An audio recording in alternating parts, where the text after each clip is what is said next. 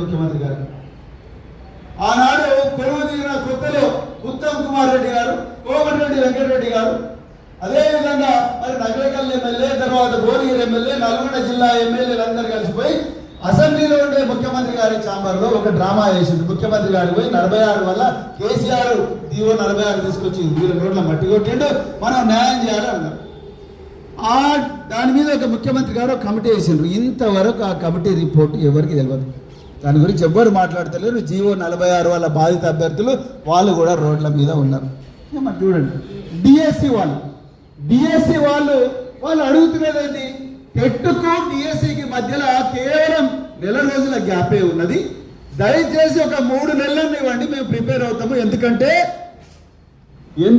Syllabus లేకపోతే grace మార్కులు ఇవ్వమని అంటలేదు. కేవలం మీరు 1 నెల 2 నెలలు పోస్ట్పోన్ చేయండి, బాగా చదువు